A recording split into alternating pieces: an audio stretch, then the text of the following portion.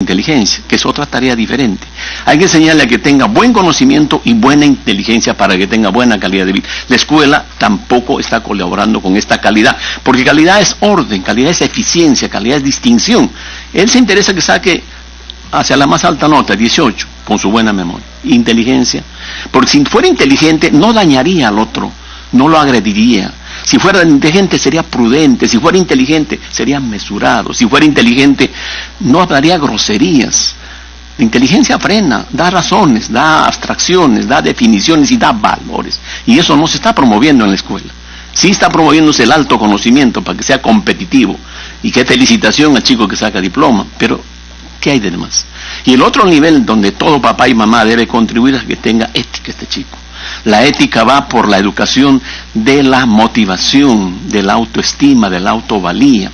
Que él mismo aprenda a valorarse, a estimarse, a sentirse útil, a sentirse sencillo, bueno, honesto, generoso, humano, cristiano, laborioso, responsable. Pero esto es un detalle de la casa, miren. En la casa empieza todo esto. Pero en la casa se enseña el orden, la limpieza, la calidad de la humanidad. No, en la casa hay grosería, hay ofensa, hay mentiras, hay robo. Y ese modelo se traslada a la sociedad, que también le da ese mismo modelo. Y fíjense qué tenemos en nuestro Congreso de la República. ¿Cómo somos en ética?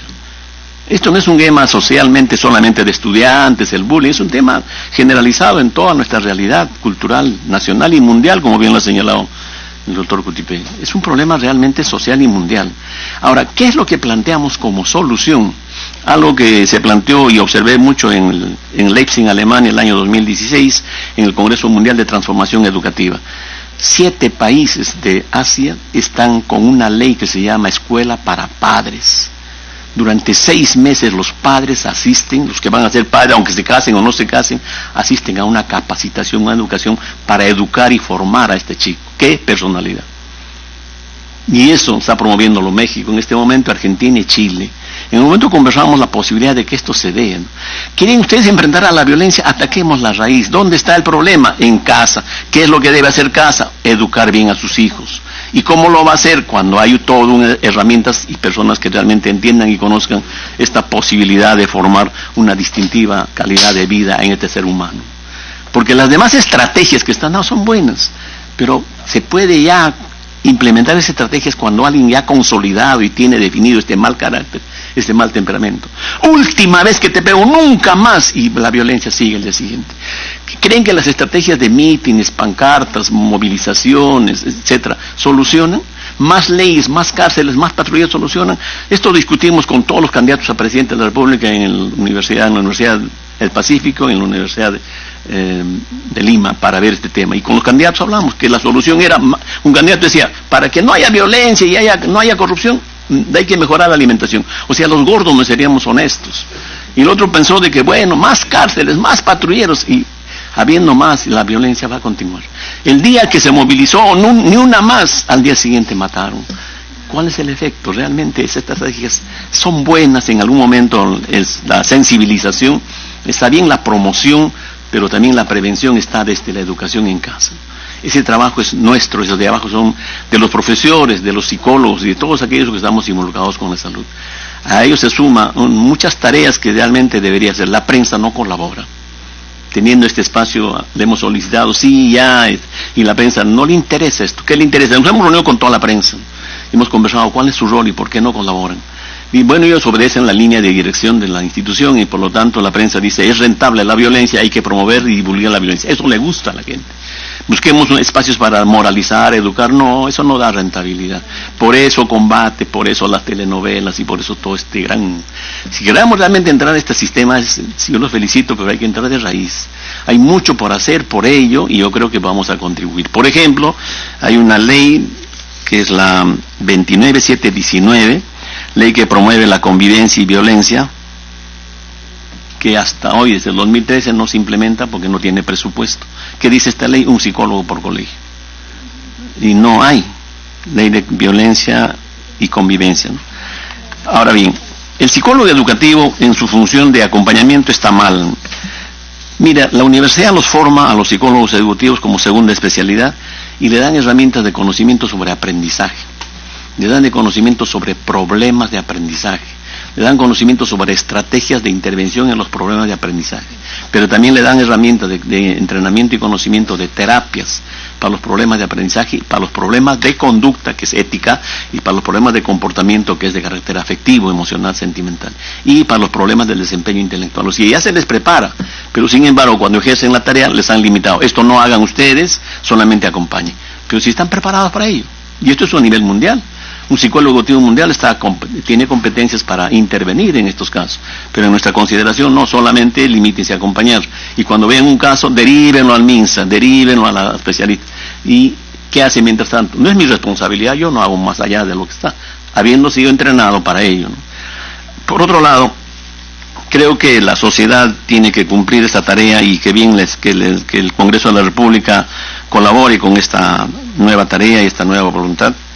Y lo que sí es importante es que dentro de nuestro esquema de trabajo, de nuestra forma de pensar, entendamos al ser humano como un ser que realmente tiene posibilidades de corregir su forma de vida.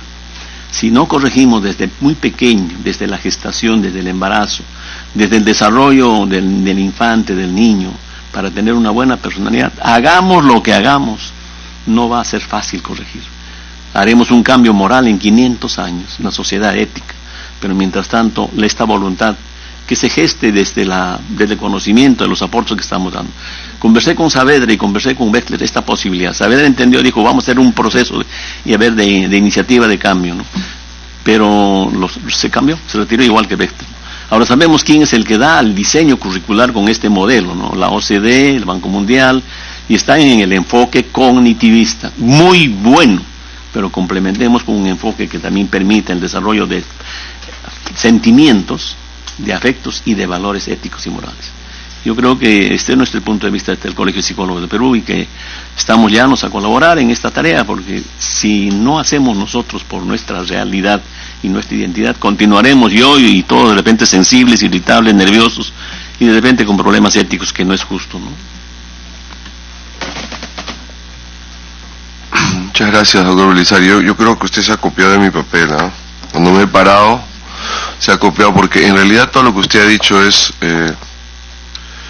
lo que yo como persona hago hace más de 23 años. Yo siempre tengo una frase, eso sí es mía, eso sí yo la he patentado, de que la más grande herencia que un padre debe darle a un hijo es un testimonio de vida, ¿no? Eso es lo que siempre he practicado durante tantos jóvenes, ahora son adultos, casados, con hijos. Yo tuve la gran satisfacción y el honor de trabajar, y sigo trabajando en ese tema, ¿no? Ese es el más grande testimonio, porque todas las parejas que yo he podido conocer, el gran porcentaje, podría decir hasta 90%, son el tema de padre. O sea, la ausencia del padre, la ausencia de la formación de carácter, la ausencia del tema del daño que se le hace tanto al hombre como a la mujer, han sido dramáticos y lo llevan a su etapa ya de matrimonio, ¿no? Y como no solucionan porque no tenemos profesionales, psicólogos, orientadores, lo llevan al matrimonio y ahí revienta la cosa y se refleja en los hijos. Eso solamente lo puedo dejar como comentario, ¿no? Yo sí también trabajo en esto hace tantos años y lo puedo hablar modestia aparte como autoridad. Muchísimas gracias, doctor Belisario. Creo que nos aterrizó y bueno, yo suscribo eso, porque en el campo, no en el escritorio de papel, he trabajado sin exagerar, con miles de personas, y hemos podido sumar un pequeño granito de arena en la ayuda para poder tener mejores familias. Con la venia del señor congresista, mencionar dos cosas, ¿no? En primer lugar, coincidir con el tema del estado de abandono. Es una situación que se identifica en estos casos de violencia escolar, que sufren los niños y las niñas, y que no se logra superar, ¿no? El estado de abandono de un padre, de una madre, el estado de abandono del Estado, que hace mella en el menor de edad y que psicológicamente no recibe un tratamiento adecuado. O sea, ya aquí hablamos no solamente de identificar, sino del tratamiento. Y en la línea que el congresista desarrolló, justamente el despacho tiene dos proyectos de ley ya presentados, ¿no? Un proyecto de ley sobre la importancia de lo que es la educación social emocional como un enfoque que se debería de insertar en todo este tema del sistema de aprendizaje, y el tema de la escuela de padres, que si bien es cierto se desarrolla a nivel del sistema educativo, pero coincidimos, y el despacho lo ha desarrollado así, desvincular la escuela de padres del sistema educativo y trasladarlo al comunitario, ¿no? Entonces, ¿por qué? Porque la escuela de padres no puede ser una aula de clases donde se espera que el padre de familia vaya a escuchar una charla. La escuela de padres debe ser una herramienta o un mecanismo que sirva a la prevención de la violencia y que debe de ser parte de, digamos, los mecanismos que debe de implementar un gobierno local, ¿no? Debe descentralizarse completamente a nivel de los distritos y acercarse a la comunidad, ¿no? Entonces, esto no es solamente una herramienta del sistema educativo, como bien decía el congresista, esta experiencia la trae de México, ¿no? Por estos intercambios que él ha podido tener, muy importantes, y es necesario comenzar a trabajar este tema, y ya el despacho también lo ha tomado como un tema muy importante y de agenda, ¿no? En prevención de violencia escolar. Agradeciendo al doctor Sanabria, quiero dar paso a la doctora Tania Orihuela Gutiérrez, quien es comisionada de la Juntía para la Niñez y la Adolescencia de la Defensoría del Pueblo. Muchas gracias, congresista González. Muy buenos días a todos y todas las presentes. En el marco de las competencias de la Defensoría del Pueblo, nosotros tenemos la función de defender los derechos fundamentales, y en este contexto es que tenemos como grupo prioritario a los niños, niñas y adolescentes, ¿no? Y además, en el marco también de nuestras funciones, tenemos la labor de supervisar, ¿no es cierto?, el cumplimiento de los deberes de la administración estatal. En este caso voy a dar a conocer resultados de una supervisión que se llevó a cabo el año 2017 a instituciones educativas de educación básica regular, justamente sobre el cumplimiento de las disposiciones de la Ley 29719, que regula la convivencia escolar sin violencia en las instituciones educativas. Y en ese sentido también resaltar, ¿no?, cómo estas normas promueven diversas disposiciones que involucran a los padres de familia y a los propios estudiantes, ¿no? Sí. Entonces, tenemos datos previos que lo vamos a pasar rápidamente, lo de la Encuesta Nacional de Relaciones Sociales, y sí se ve que ya explicaron el funcionario del Ministerio de Educación. Y bueno, darle detalles de esta labor que se llevó en 411 instituciones educativas de julio a agosto del 2017. Fueron tanto colegios públicos como privados, más públicos en número de 227 y 184 en privados, tanto también de nivel primaria y de gestión secundaria y primaria. Entonces, los principales resultados de esta escuela son las siguientes, ¿no? Al preguntar a los directores, que fueron las personas entrevistadas, porque siguiendo la línea también del ministerio, ellos son los líderes pedagógicos y los que tienen que implementar, ¿no es cierto?, ejecutar la gestión, ¿no es cierto?, de la convivencia escolar. Y entonces se preguntó por un primer espacio que es importante, ¿no?, el Comité de Tutoría y Orientación Educativa, que es en realidad el órgano competente, ¿no?, de garantizar el cumplimiento de diversas acciones, tanto de prevención, promoción y atención de la violencia escolar. Entonces tenemos que haya la anterior, por favor. Un número considerable de estas escuelas, en 97%, cumplió con constituir este comité, y bueno, más se dio en instituciones públicas que en privadas. La siguiente, por favor. Y si pueden ver también, preguntamos pero ¿quiénes integraban este comité de tutoría? Porque generalmente no está el personal directivo y docente de las instituciones educativas. Entonces queríamos preguntar qué otras personas, qué otros actores estaban también involucrados en este comité. Y tenemos, si ustedes ven las barras, ¿no?, o las líneas están resaltadas en rojo. Bueno, tenemos que en menor medida pues están los representantes de estudiantes, También el representante, el psicólogo que ya se había señalado, se ha mencionado en extenso en esta mesa, y también el responsable de orientación a los padres y madres de familia. Entonces, nos parecían destacables esta cita y estas cifras, y sobre todo por lo de los estudiantes, ¿no? La Convención sobre los Derechos del Niño señala que hay que garantizar el derecho a la participación de los estudiantes, ¿no? En este caso, de los niños, niñas y adolescentes. Y qué mejor que sea a través de los estudiantes, a través de sus organizaciones representativas, porque la única manera de legitimar todas las acciones de prevención, promoción y atención en una escuela es contando también con la opinión de sus estudiantes, ¿no? Y con respecto a los padres, por supuesto que ellos también contribuyen en la gestión de las instituciones educativas. Entonces vemos que en menor medida estas escuelas habían contemplado a estos padres y madres de familia. Siguiente, por favor. Ahí vemos el dato, parece que es una falla de la lectura y una cuestión virtual. Tenemos también que es más en colegios públicos como privados, en colegios públicos que estas cifras se presentan en mayor medida, ¿no? Siguiente, por favor.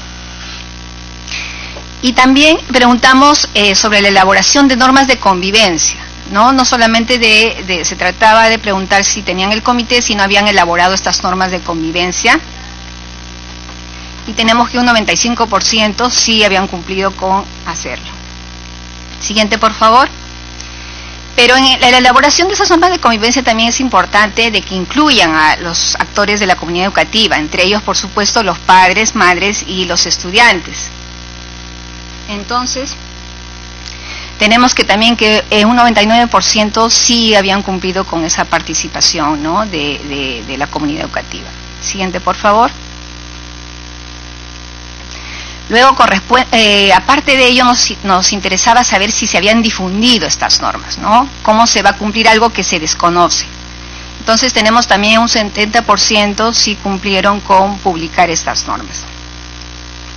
En espacios, sobre todo, accesibles y visibles. ¿Y por qué nos interesaba eso? Porque hay que ver que los estudiantes son diversos. Y entre la diversidad están los estudiantes con discapacidad, por ejemplo, ¿no? Entonces, hacer esta difusión de las normas de manera más visible para ellos y accesible, por supuesto. Siguiente, por favor. Ahí tenemos también el resultado de los espacios en donde se difunden más estas normas, y en la mayoría de casos es en las aulas y también en las agendas, ¿no? Otros menos es en el patio, en los pasillos, en los periódicos murales, en la entrada de la institución educativa. Luego también preguntamos por los procedimientos de atención de la violencia escolar, ¿no? Pero que se incluía en un instrumento de gestión importante que es el reglamento interno. Entonces, el 62% de los encuestados, entrevistados, nos señalaron que sí incluyeron este procedimiento en el reglamento interno, pero un 32% no habían cumplido con ello. Y también resalta más el porcentaje en instituciones públicas, ¿no?, con respecto al cumplimiento, que en instituciones educativas privadas. Siguiente, por favor. Luego también, ya que la norma señala que hay que registrar estos casos en herramientas que ya ha diseñado el Ministerio de Educación, preguntamos si se habían registrado o afiliado al sistema CICB. Tenemos que un 91% sí se encontraban afiliados, pero un 9% no.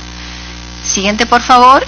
Y también el registro en el cuaderno de incidencias, ¿no? Porque pensamos también en aquellas instituciones educativas, sobre todo que tienen dificultades para acceder a la conectividad, ¿no?, al espacio virtual. Pensemos en las escuelas educativas ubicadas en zonas rurales, ¿no?, donde no tienen este acceso a la conectividad. Entonces tenemos que un 88% sí contaba con ese libro de registros de incidencias, ¿no?, en materia de todos los tipos de violencia. Siguiente, por favor. También preguntamos si las instituciones educativas supervisadas contaban con un plan de convivencia democrática. Un 77% también lo tenía, había cumplido con esta disposición de la norma. Siguiente, por favor. Pero más allá de cumplir con la formalidad, nos interesaba también nuevamente quiénes habían participado en su elaboración, ¿no? Porque esto también tiene que ser consensuado como señalan las normas. Entonces ahí tenemos que un 60% incluyeron la participación de estudiantes en la elaboración de este instrumento y un 17% no. Entonces, como vuelvo a reiterar, qué mejor que contar con los aportes, ¿no es cierto?, de los propios estudiantes para poder diseñar o elaborar estas normas de convivencia, y de esa manera también ellos desarrollan un sentido de pertenencia, ¿no?, y de poder también seguir o cumplir estas normas, porque han partido también de ellos y los ha considerado el director o el personal en los instrumentos de gestión de la escuela. Y también preguntamos sobre los casos de violencia escolar que también las escuelas visitadas habían registrado en esa oportunidad, y también el conocimiento sobre los protocolos, ¿no? Dado que en esa oportunidad no estaban todavía emitidos los lineamientos de gestión escolar que ha explicado el doctor Urbina, lo preguntamos a la luz de la ley 297919 y su reglamento. Entonces, el conjunto de estas escuelas nos señalaron que habían registrado un total de 3.551 casos, ¿no?, en la primera semana de agosto del 2017, más se presentaban o se habían registrado en escuelas públicas que en privadas. Siguiente, por favor. En cuanto a los qué tipo o en todo caso estos casos de qué tipo de violencia se trataban, ¿no? En su mayoría fueron casos de violencia física y psicológica, ¿no? Luego seguido por el bullying, la violencia física y psicológica ejercida por personal docente en tercer lugar. La primera se trataba de violencia física y psicológica, pero entre pares o entre estudiantes. Siguiente, por favor. Y también preguntamos, dado que más allá del registro, de contar con estas formalidades que son importantes también, si ellos conocían los protocolos para atender ya, ¿no?, cuando sucedía, por ejemplo, el hecho, que es la principal dificultad, ¿no? Muchas veces se sabe prevenir y todo, pero cuando sucede el hecho no se sabe a quién derivar o qué hacer. Entonces preguntamos si conocían los protocolos para la atención de la violencia escolar. Si bien en ese momento la norma también se venía implementando y estos protocolos habían sido difundidos por el sector a través de sus herramientas virtuales y otros espacios, decidimos preguntarnos si ellos conocían estos instrumentos para la atención oportuna, sobre todo de la violencia escolar. Entonces ahí tenemos que en menor medida se conocían los había un número de 170 instituciones educativas, disculpen que no se puede ver ahí la cifra, que no conocían, no tenían conocimiento de alguno de los protocolos que habían sido diseñados por el Ministerio de Educación, ¿no? Y la mayoría sí, en el número de 238 instituciones educativas conocía el protocolo de atención, ¿no?, de la violencia producida entre pares, ¿no? O también ahí se podría incluir la de bullying, ¿no? La siguiente, por favor. Y aquí también tenemos los datos entre escuelas públicas y privadas. Las públicas son las que tenían un poco mayor conocimiento que las privadas. Siguiente, por favor. Preguntamos también el número de escuelas que recibieron capacitación, ¿no? No solamente conocer, sino con mayor detalle. La capacitación da mayores parámetros, ¿no?, mayores criterios como para poder actuar de manera efectiva en los casos de violencia escolar. Entonces también ahí tenemos, ¿no?, que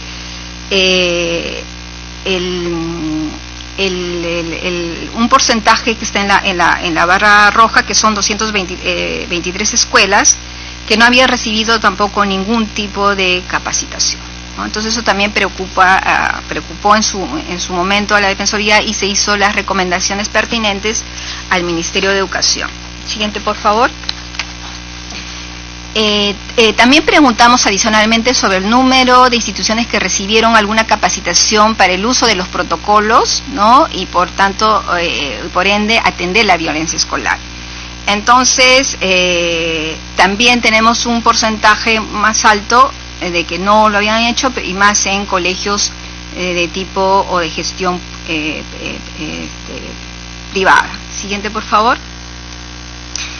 Con respecto también a los servicios de protección, porque como también decían aquí mis antecesores en las ponencias, ¿no? Es importante también apoyarse, ¿no? En los servicios locales que ya vienen funcionando. No solamente el tratamiento de la violencia en el entorno escolar corresponde a la escuela, y en este caso a través de la gestión del director, sino también en otros servicios, ¿no es cierto?, que se ejecutan en las escuelas, sea directa o indirectamente.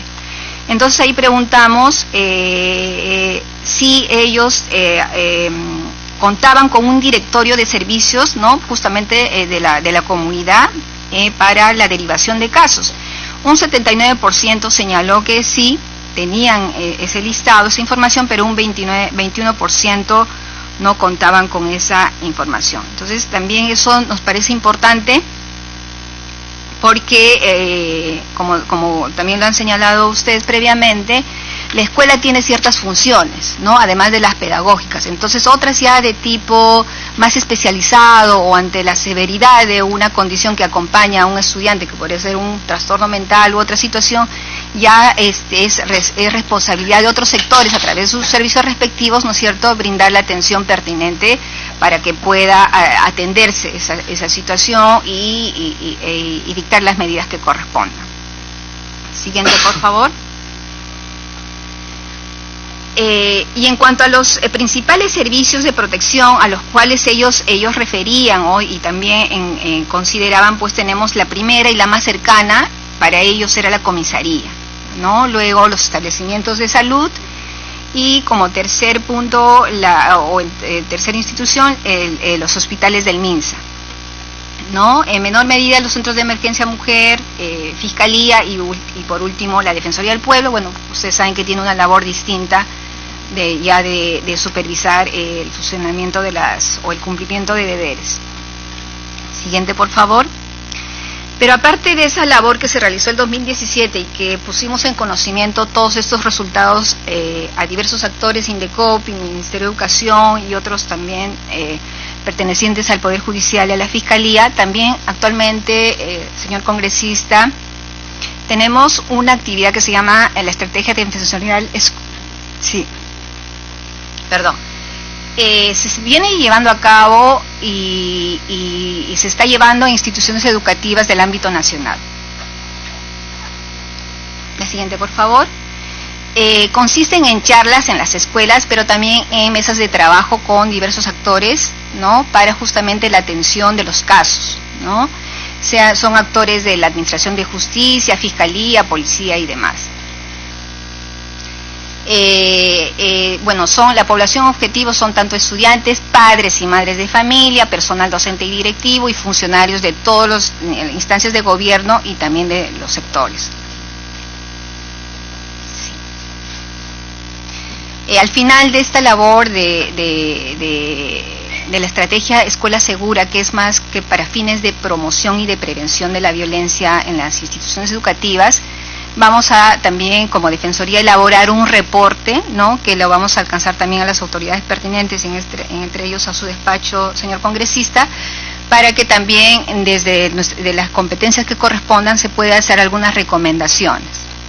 Eso es lo que la Defensoría ha estado haciendo con respecto a estos temas de la violencia en el entorno escolar. Y actualmente también tenemos un registro para la atención de casos, pero referidos a violencia sexual, ¿no?, donde haya una atención más inmediata, dada la naturaleza también de la violencia sexual y que afecta, por supuesto, a niñas y adolescentes.